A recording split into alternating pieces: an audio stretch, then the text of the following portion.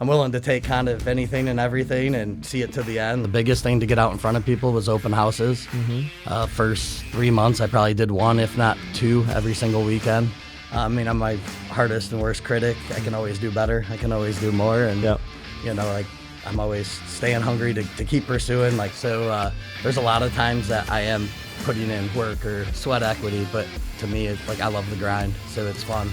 And it's all part of the journey. So today, we get to hang out with Josh Volk. How are you, Josh? I'm good. Thanks for having me. It's good to have you here, man. Josh is battling a back injury because he's such a big weightlifter at the gym, and he just had to get himself beat up a little bit before the podcast. This is his first full year in real estate, and it's had a great first full year. We were talking about it a little bit off camera.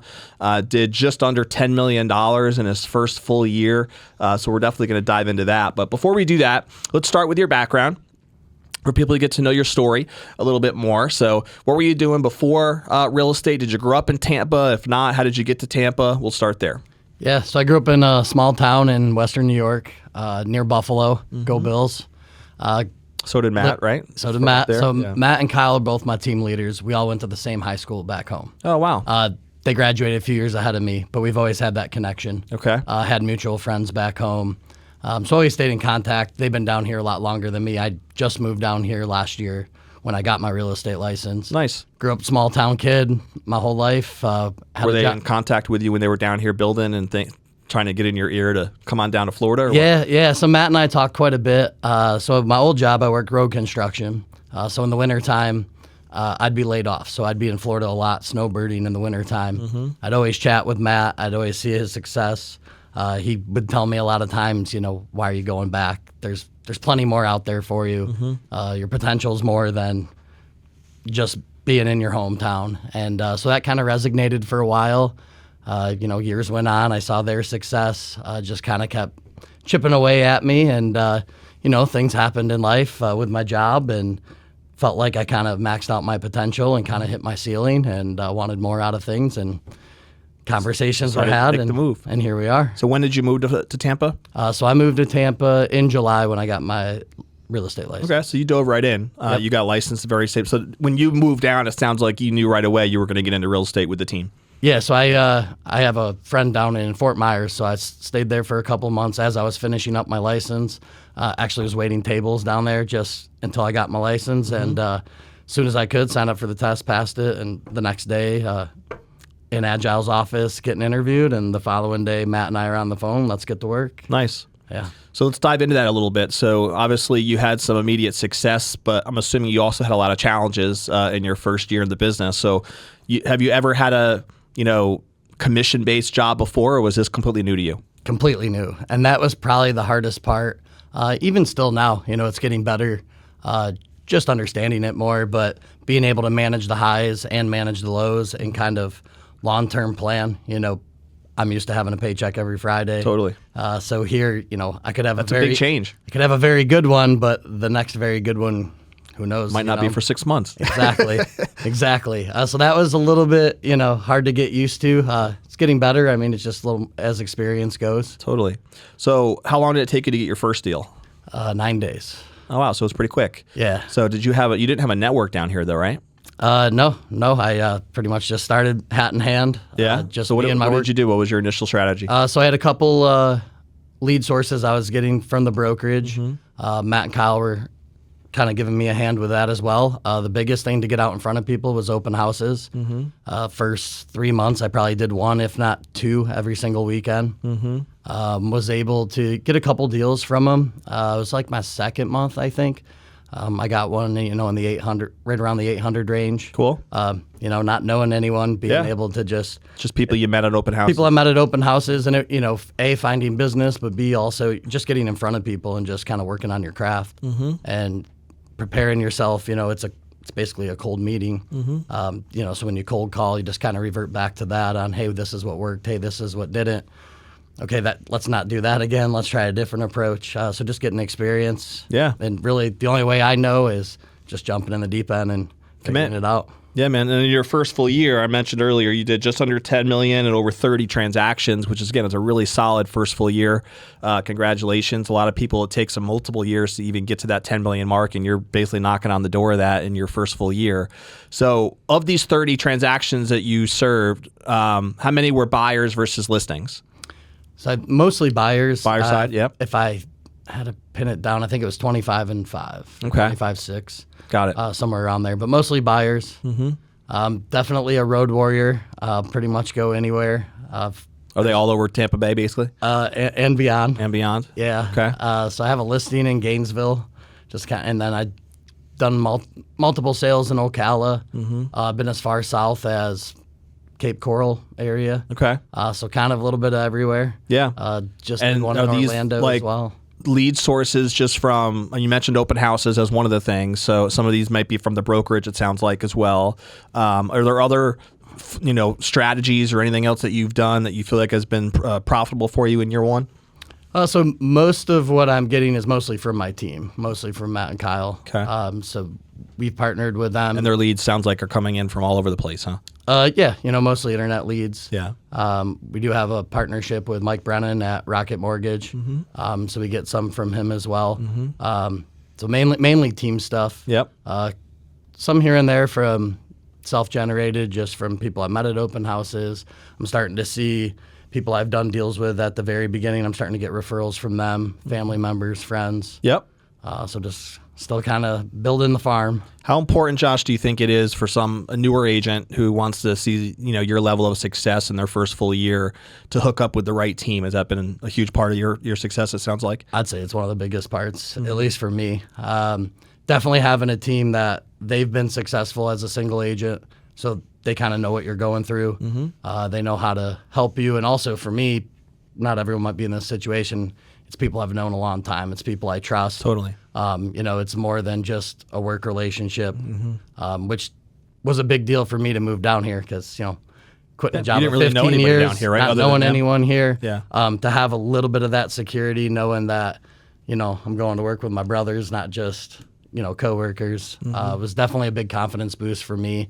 And I knew as long as I put in the work myself, like, they're not going to let me fail. Yeah. Like, it's kind of a team effort kind of thing.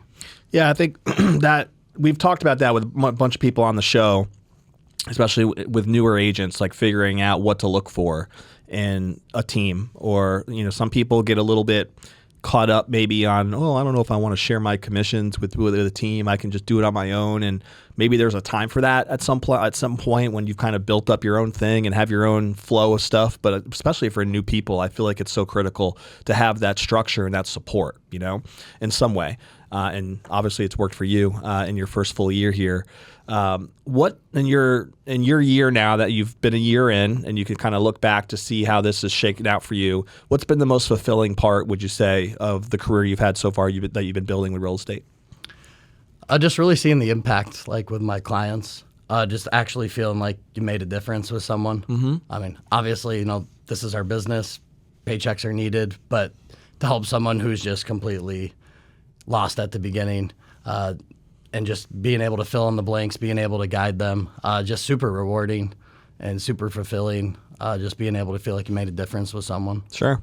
Is there a certain type of client that you've kind of found a little niche with, or is it all different types of clients? Usually first-time home buyers. Yeah. Someone kind of in my, my age demographic, just coming in, hey, I don't know where to start. This is a long process. I'm nervous, but I know I want to buy a house. Like, those are kind of my favorite. I start to smile because I know, like, I'm a good fit for them. I like to be very informative and help along the way. I like to feel like I have quite a bit of patience. So when they ask the same question over and over, like, hey, that's fine. Yeah. I'm here to help. And it definitely, now I feel you have like, a track record, right, of success with people like that. It sounds like that you've helped. So I would imagine that would add confidence to any first-time home buyer's experience, as you can kind of tell them, here's where you're heading, right? Here's the story. Here's an example of this person we helped, and this person and that person, and what they felt. And they had the same question that you had, but look at where they are now. And so I can see where that story is a big part of your success. Ultimately, is helping people see that vision. Yeah, I agree with that. So I had, two of my favorites that so far, over the first year, and both first-time home buyers. one didn't think they could financially afford it. The other one just thought it was too confusing and too frustrating. And, both times, a little different scenarios, but not only got to the closing table, but saw tears on closing day, and they were so happy and so thankful. I still talk to them weekly. Cool. Holidays just happen. They're sending me pictures like in their house with their family, and like I feel a part of that. Like I feel I helped accomplish that goal with them. Yeah, man, that's huge. Absolutely. For most people, it's still always going to be the biggest investment they ever make in their life, right? Yep. And so there's always going to be that emotional tie. Do you find any other people of your network from up north in New York that want to make the same transition to Florida, and that you can either help from a real estate side or maybe even want to get into the business like you have? Yeah, I've had a couple, mostly people that are realtors back home. Mm-hmm. So where I'm from, completely different real estate market, Sure. and different world. Yeah. So I've had a couple of people, they've been in it much longer than me. First, they're just super proud and happy, always congratulating me on successes I've had, but then they start kicking the tires and asking more questions. Yep. And, hey, if I wanted to make that move, kind of thing. Makes sense. How many, were you working harder than you thought you were going to work in this first full year? Yeah. The old cliche, it's not work if you like what you do, Sure. kind of thing. So there's a lot of times that I am putting in work or sweat equity, but to me, I love the grind, so it's fun, and it's all part of the journey kind of thing. So at times, it's more mental stress than I guess I was anticipating. Mm-hmm. Is that coming from the uncertainty on the pay side, or other things? A little bit of that, or just, from the beginning to the end of a deal, just how many hiccups and roadblocks can enter. Yeah. And also, being new, I don't say no kind of to anything. So, there's a lot of leads that come to me that someone more seasoned just didn't want to deal with, or, hey, that's not my lane anymore. So there's a lot of them that I'm just plugging along. Which is probably great for your experience, though, right? I agree. Learning how to tackle all these different obstacles, and maybe eventually, again, that could change as you identify that lane and know where it might fall for you. But in the meantime, I think this is the season to learn as much as you can. I agree. So I hear all the time from Matt and Kyle, I'll ask them a question, or, hey, this happened to me. And they kind of giggle because it's turned it's getting very repetitive. We've been doing this 7-8 years, and I've never ran into that, or I've never ran into that. And now, man, where are you uncovering all these, roadblocks? Yeah. It's just, I'm willing to take kind of anything and everything and see it to the end. Like, I'm not going to give up. And, so. Yeah. Have any other agents on your team been able to replicate your success in their first year, or are you kind of looked at now as the guy you want to follow if you're new in the business? I mean, that's not a question I want to answer. You can ask them. But we have some new. It's all right, man. It's all right. I think why I bring that up is because my background is in sales management. I used to run teams for Cutco, the knife selling. We talked about that at an MVP social, I think. But we used to purposely look for that one new sales rep who would go out and crush it, right? And we would, strategically figure out in advance who hopefully that would be. Sometimes we'd be surprised, though, about who that was.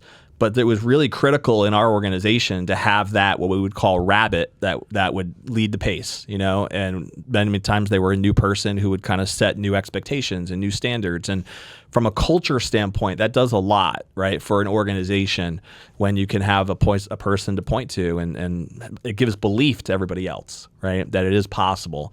It's one thing if it's coming from Matt and the leaders because they're supposed to act that way. They're supposed to be, talking about belief and possibilities. But if they can see it from their peers, that it makes all the difference in the world. So I can see you being a huge, and again, that not necessarily something you have to be concerned about, but the role that you would play in that fit, I think, would play a big role. Maybe that's more of a Matt question. Yeah, but I know when they do interview people to possibly be on the team, I know I'm talked about quite a bit in those, and then I always try to help as much as I can too. So we've had a few new agents that I've really tried to kind of mentor with Matt and Kyle, but also it's coming from someone that just did it. It's coming from someone that's still going through those early growing pains or roadblocks or struggles, or we're all kind of thinking the same way. Yeah. So I always try to help any way I can with anyone on my team. We got a couple newer agents that are starting to find success, and hopefully, as a team, we can continue just together to keep growing that. Yeah, man. So what's 2025 bring for you? What are you most excited about this year and moving forward? Just to keep growing, just still trying to figure out Tampa. Maybe have a little more of a social life. We'll see if we can get there. There isn't much of one right now, but that's okay. You haven't had time for that yet, huh? No, I kind of told myself 3 years with my head down, and we'll come up for air after that and see where we're at. So you're halfway through, basically? That's kind of how I feel. Yeah. So far, I feel like I've exceeded my expectations. I mean, I'm my hardest and worst critic. I can always do better. I can always do more. And, like, I'm always staying hungry to keep pursuing. Like, complacency is just not a thing at the moment. But I still feel like I have, even in year 2, year 3, there's still plenty of goals I need to achieve. So when you think about those goals for this year, do you view it as like new strategies that you're going to try to tackle, or a new strategy or something that you want to do different this year? Or is it more of the same and just doubling down on what's been working? A little bit of both, I'd say. So more, on the forefront of business and, putting deals together, kind of just doubling down. But more of the behind the scenes, definitely organization, definitely staying organized, continuing to like learn more about CRMs. Never used one before until now in sales. I know how Does your team provide that? They do. Yep. They get on me pretty good that I need to be better at it. I was never one to show his work, know, kind of thing. I hear you there. So I get the work. It takes some getting used to. I get the work done, but as far as someone jumping in to see where I'm at, right? Yeah, the pipeline isn't quite updated, so to speak. Which I understand. Yes, I've lived that world myself. But definitely, just trying to build just some more self-generated business. At the end of the day, it could be the same purchase price, same commission, but how you got that lead is everything, right? Totally. Yep. So if I found that on my own versus from a referral network, that looks a lot different. Yep. Once it gets to me. Yep. So just trying to, kind of build my own personal stuff, which is, just getting out there, still trying to hit open houses here and there. I don't do as many as when I started, but still kind of playing the hits and doing what worked. Yeah. Even in the very beginning. Yeah, man. No, it makes a lot of sense for sure. And, sometimes when you're in your position after completing a great first year, it can get tricky for certain people because opportunities sometimes can open up to pursue different things and try new things. And that could be a good thing, right? It could actually help the business, but it also could be like chasing a bunch of shiny pennies and nothing really moves. And then you end up actually losing what was working, right? Before. So there is a balance there. That's why I asked the question to just kind of get a feel for what your thought process was like moving forward, because you don't want to take a step back, of course, after a great first year and see where that might go. What does your vision take you, Josh, say 5 years from now? Do you see yourself as just a top producing individual agent? Do you want to build your own team one day? What have you thought about? I haven't thought too far ahead. That, I know with what I'm doing now seems to be working and I enjoy it. As time goes on, my previous job, I kind of thought, I like just being a laborer and being the best laborer. And, 7-8 years in, I got into management in that job and liked it. So could be the same path. For right now, it's just kind of go with what I know. I know that I just want to be the top agent for my guys. I want to be a top agent. Who was the top agent in your office? In the office? So she'll be on next week, Cezanne. She was featured. Yeah. Yep. Yeah, I look forward to meeting her. I know we featured her, but I haven't met her yet. She's impressive. She's very good. Yeah. Very good. She has a cool story, too. Isn't she from Iraq, I believe? Yep. Yeah. Yeah, I look forward to meeting her for sure. So she's the one to take down, huh? I don't know just if kidding, just kidding. I don't know if I talk like that, but that's okay. I can say it. You can. I can say whatever the heck I want, thankfully. I got a lot of work to do to get there. Let's put it that way. Well, that's cool to have somebody, though, that, I don't know how long Cezanne's been in the business, but having somebody to look up to and be able to kind of go after, I think you seem like a guy who likes sports and is in the athletic side. So that competition part of it also makes it fun, It does. As long as it's friendly competition. That's right. I agree. Yeah, there's nothing wrong with that. So let's talk a little bit about some of the personal side for people to get to know you a little bit more. So what do you love to do for fun? I know you've been working so hard that hasn't been happening a lot, but what are some of your hobbies and interests? Yeah, it's the social life's definitely taken a back seat. But I've definitely gotten into, just focusing on my health, making some big lifestyle changes over the last few years. While you're not hurting yourself? Well, I'm not hurting myself. Yeah, so just, a healthier way of eating, staying active, hitting the gym. I do like the golf. Not that great at it. Nice. Haven't played a lot. I've always been a bowler. You didn't play in our tournament, did you? I did not. Okay. No. We'll have to have you next year. Yeah. Yeah. I've always been a bowler. It's a Northeast thing. It's always been my niche. Yeah. I'm pretty good at it. Done it my whole life. So that's your gift, huh? I guess. Wish I had Any a perfect different one. games? 24, I believe. Really? I think we're up for Wow. that. So you do have a gift for the bowling. I've never thrown a perfect game in my life, but I don't know what I would do if I actually bowled a 300 one day. Yeah, it's just something I grew up. My family was always big into it. Yeah. Winter sport and Are everything. you a member of a league at all, or? Yeah. I are? just got back into it down here. Cool. So I do bowl in a league. Okay. And it's kind of getting the competitive juices. Where do you live? flowing South again. Tampa, or? I live in Lutz. You live in Lutz. Okay. Did you buy a house when you came down here? Are you renting? Nope, just waiting, going straight 1099. So, Yeah, I hear you. Taking a couple of years to make sure. Yeah, those tax returns is a different ball game when you got to show the income off a 1099. I've been there since I was 18 years old, so I can relate to that too. I know you said, do you have a girlfriend? I do not. No relationship now? So maybe we can help with that, Josh. So Josh is a single guy, if any ladies are out there and you're looking for a successful man who's fit and loves bowling, you got your man right here, all right? He doesn't have any time for you, but other than that, other than that, Josh is here for you. You pretty much got it all in about 15 seconds. That's right. That's it, man. I know the story here. I'm here to help. We're matchmakers, aren't we, Rob? We like to help the people. First, we got to change bowling to pin chasing. Yes, sounds so much sexier. That's true. Okay. That's true. I used to bowl up in Connecticut. You ever play duck pin bowling? A few times. Yeah, I used to do the duck pin thing I was in a league. I was, young. I was probably 10 years old, something like that.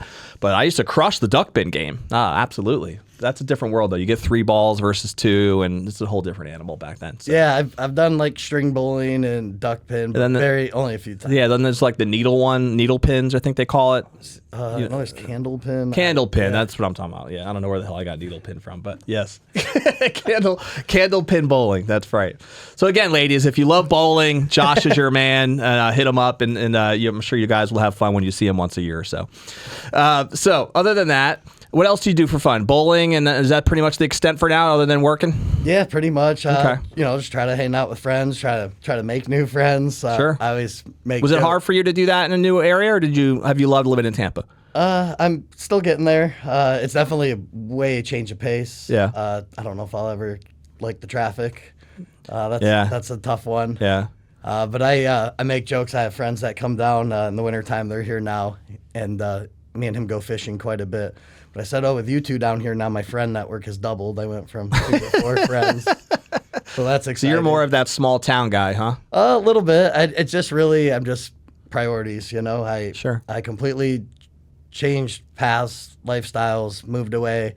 And it's a job where the more you put into it, you can move up the ladder quicker. Yeah. So why not throw everything you have at it? I understand. Absolutely. I don't have these other responsibilities that some people my age do. I don't have kids I have to take to practice and take shopping, and I don't have a wife that I have to, work on things with too. Like it's just me. I put my head down and. Yeah, I'm the exact opposite. I have all that stuff. You're right.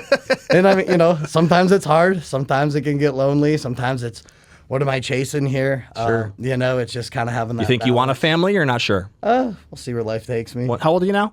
36. Okay. So you got some time. A little bit. Yeah. I mean, how old was I got married, Rob? I was 32.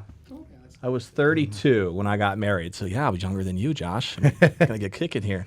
But yeah, I mean, everyone's got to find their path, and you just got into real estate a year ago. So I think these first couple of years, as you said, are really about building that future, that foundation. Yeah, Kyle you did a great job. When I first started, we always like to make analogies, and Kyle made the analogy of it being a farm. Mm-hmm. And you have to plant your seeds, right, to have your crops grow. Yep. And the more seeds you plant, obviously, the bigger farm you can have. Without a doubt. We've always just kind of used that as our analogy, and he'll call me like, "Hey, how'd those go last couple days?" And they're not quite ready now. He's like, "That's all right. Like you planted something in the farm. Yep. Something planted." And that's where the CRM could come in handy. Is if you utilize that for follow-up systems and allowing that as a tool to a lot of people drop the ball on what it's really supposed to be used for, but that extra communication so that you can follow up and consistently try to plant those seeds or water the seeds and nurture them. Yep. That's really what it's all about. Agreed. Yeah, it makes sense. So a couple rapid fire questions for you, Josh. Do you have a favorite book, author, seminar at all that you've ever attended that you feel like has made an impact on you?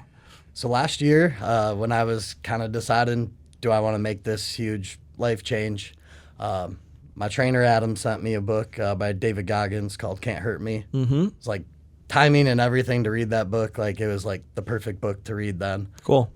Pretty motivating. I don't know how much you know about him, but I've heard him on podcasts and stuff. I've never read his book though. He's had a couple of books. Yeah. But it was, like I said, just timing and everything. It was where. He's an old military guy, isn't he? Yeah. Yeah. Yep. Was he a Navy SEAL or? Yeah, he was a SEAL, and he was always, so before he got in wanting to be in the military, he was also very big. Mm-hmm. He was much overweight. He lost a lot of weight. Mm-hmm. Now he runs. Yeah, does Ironman. Crazy fit. Yeah, crazy fit. Just his whole story was just really interesting. Just to me, it was kind of you don't think you can make this big change, and then you kind of see someone that did it, and then sometimes like when you're feeling bad about yourself, to read something that hey, there's a lot of people that have it much harder out there than you. Yeah. Sometimes you just gotta. Absolutely. Have you ever read anything or heard of Jocko Willink? I have not. So he's an old Marine. I think he's an ex-Marine, might be Navy SEAL as well. He wrote a book called Extreme Ownership, which I think is very relevant to success in real estate as well. He's just about those specific. Now he uses a lot of the stories of his military background and like the planning and the discipline and the execution and the debriefing and everything that went into fulfilling a mission, right, on the military side, and how that portrays into the business world. Right, so it was fascinating, and I think it's his background and story. I think it's similar to Goggins, so that's why I brought it up. Gotcha. Yeah, no doubt. You would probably enjoy that too. You can check it out if you want. Extreme Ownership, Rob. All right, check that out too when you get a chance. How do you know I'm over here taking notes? What was my other question for you? Do you have a favorite movie or TV show? So favorite movie is Wedding Crashers. I'm a big Vince Vaughn guy. Are you? Find him like very the comedy funny. side? Yeah. So he just had a show on Apple. It's the first time he's been back in a long time, called Bad Monkey. So I just got into that. I just finished that. That was. Is it like a comedy stand up? No, it's a comedy, but he's a detective. Oh, it's a show. It's a Okay. comedy in like not a comedy world. Like Gotcha. He's a detective. There's been murders, but I'll have to check it out. Apple Vince TV. Vaughn. Yeah. Okay. Bad Monkey. Have you seen that yet, Rob? It's a good Not one. me neither. Put it on the list, man. We get a lot of good ideas here for sure. You have a favorite food? Pizza. Okay. So that's a cheap date. Some lady wants to impress you, and Bowling and pizza. that's it. I know you're always working, Man, but you got to eat pizza sometimes. So Right, maybe yeah, if that's definitely the cheap meal of yes, choice. yeah. You said you live in Lutz though, so is there like a favorite pizza restaurant by you? Not really. I mean, I don't eat it a ton. Yeah. I've tried a few places. Still not New York. Still looking for the New York style stuff. Yeah. Yeah, I'm a pizza fan myself. There is a spot called Fresco's, but it's up on here. It's 54 down the road. You probably checked out Fresco's before, and they do a pretty legit pie. It's a New York style over there. So just a little thought, you can check that out. And they're not that far from Lutz in case you need a little advice. Gotcha. I've been on Eddie and Sam's. Is that down by you? That's downtown, Got it. but Okay. it's New York style. They bring the water in. Oh, the one right in downtown. Yeah. Yeah. When we go take the kids to the Straz Center, that's usually where we stop by too. That Yeah. right around the corner from there, right? Yep. Yeah. I know what you're talking about. I used to go to University of Tampa, so that was kind of a spot that we would check out as well down there. Gotcha. All right, so we're going to put a bow here on what I would call the legacy question. I think it's cool talking to you. First year in real estate, a lot of people struggle, as we know, in their first year. And I think you made a decision to commit to it. And one of the reasons why I think people struggle is they don't commit to it right away, or maybe they do eventually. But that decision that you made to burn the boats and just dive right in, and knowing that you had some uncertainties with not getting paid every Friday and not knowing when that commission check's going to come, there's a lot of fear there. But you overcame it, and you're, maybe there's still some of that fear that exists, but you've been plowing through it anyway with the action. So I applaud you for that, and hopefully all the best to you in 2025 and beyond. But one day you'll probably be looking back and thinking about what you'd want to be most remembered for, right? What you'd want that legacy to be, whether that's family, personal, or professionally. What are some thoughts that come to mind for you, Josh, as far as what type of legacy you'd want to be most remembered for? I mean, I, of course, want to be successful, right? But I'd rather be remembered for just who I am as a person, just my kindness, always looking out for others, always putting others, before myself, whether it's friends, whether it's family. But really just want to be known for, how I treated others. Times we live in now are not probably what I thought of maybe 20 years ago, that this is the world that I was going to live in. Sure. Just being kind to others, going above and beyond for the people around you that you care about, matters a lot to me. People that have always been in my corner. I always give my grandmother shout outs. She's coming down, staying with me for a couple of months. She's always been my cheerleader, my rock. There we go. Grandma Volk, come on down to Tampa. Grandma Lion. Grandma Lion, even better, even better. Come on down. Just the people that have always been in my corner, always try to do for them. Absolutely. And just kind of be remembered for those things. That provides motivation for why we work so hard too, doesn't it? It does. Knowing that the family depends on us and they're always proud of us when we put in the effort. So, and I'm sure they're proud of you, bro. You had a great first year. It was great to get to know you a little bit more here on the show. And if anybody does want to pick your brain and follow up with just some questions regarding how you got started and what it was like for you to work with a team and what are things that you're doing now to make it work, or if there's some women out there that just want to ask you out, like what's the best way for someone to contact you? Facebook, Instagram, like everyone else, Joshua Volk Realtor. Our team page is on there. You can get to me from there too. Yep. But just my name, Realtor, all my socials are pretty much that. Cool, bro. Well, congrats on being featured as a rising star in our December issue. And hopefully one day we'll get to feature you again on the cover. Look forward to that too down the road. We'll see how that shakes out in 2025 and beyond. Sounds good. But we'll end the episode the way we always do, which is a challenge to the audience. So again, interviewing Josh, you can hear his story being somebody who in his first year did just under $10 million in volume, over 30 transactions, dove right in, committed to it. Maybe you're an agent out there who just hasn't seen that traction yet, right? It's your first year in the business, or you're even thinking about getting into real estate, and you can get some inspiration from a story like Josh's, because I think most agents would say, 10 million in their first year is a pretty successful first year in the business. So what's one action step that you can take from our conversation today with Josh that'll help propel you forward personally or professionally? Maybe you need to learn a little bit more about just getting out there with open houses. Josh mentioned that a couple of times. Or finding a great team. Josh talked about the importance of that and how his team has supported him in his first year. Whatever that might be. Maybe I don't know, maybe you want to ask Josh out a date and you're a girl out there who's open and looking for a man like Josh who's okay with him not being available for you at all. Whatever the case may be, what is one thing, right, that you can do that's going to take action? And then ultimately that is going to be the point of why you invest the time in listening to this show, right, and listening to this podcast. So if you don't already subscribe, click the button below. That way you'll be notified every time a new episode drops, which we drop a new episode every single week. And once again, check us out at topproducersnation.com if you want to learn more about being a part of the community and how to be able to grow your business and become a top producer in your desired market. We will see you, of course, on the next episode of the Tampa Bay Real Producers Podcast. See you later.